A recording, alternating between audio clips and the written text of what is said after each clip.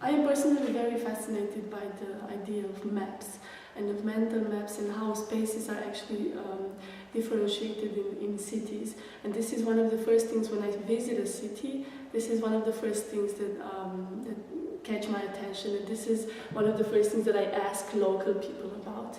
And in Cluj, anytime people would ask me about this, I have my own little theories about how spaces are being separated. From this point of view, the art space, let's say, or the cultural space, I think until recently has been very, very centralized. So you have the center of Cluj, where you have a few galleries, a few nice cultural spaces where the events, be them organized by institutions or organizations, were happening.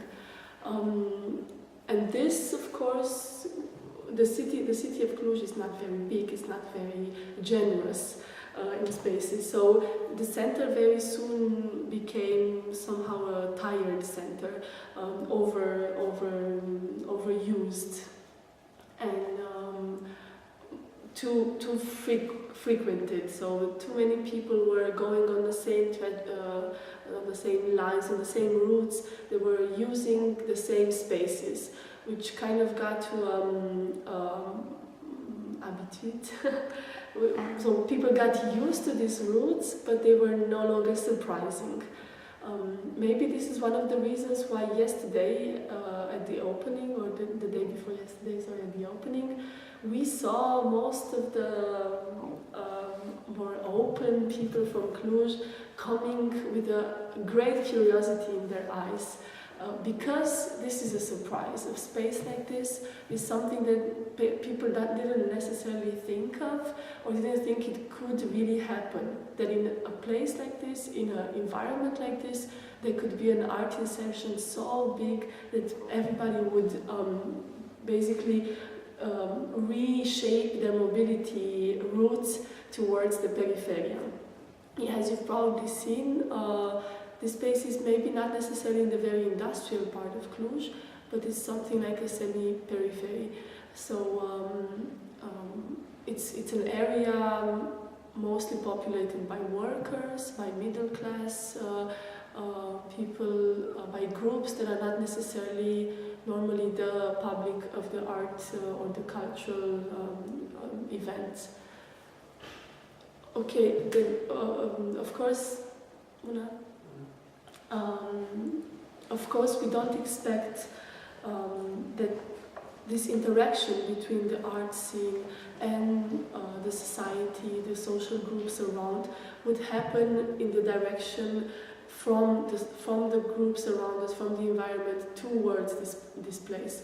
It is a center, but it's not the center of the world, it's not the center of the neighborhood, it's not the center of the city. So I think a more realistic and a better vision is that people or artists who are maybe until a while ago thought of being the closed ones in the ivory tower, or in a Garden of Eden of culture or art, they would go out from their workshop, go out from their gallery, go out from their studio, and would provoke people, would call them to participate in their work, and so on. After this interaction, I think it would be impossible that none of the parts, or just one of the parts, would change. I think this would be a very good challenge, and this is a good challenge both for the artists, for cultural actors, and also for the community. Maybe for realizing that we speak the same language, or that even if we don't speak the same language, a translation is available. So this is my own vision of what could be the role of a center like this in an area or in a city like Cluj. Then talking about mental maps of Cluj, for me personally, just looking at the map of Cluj and realizing that from here, from the center, the art scene has moved, the most relevant part of the art scene has moved somewhere there.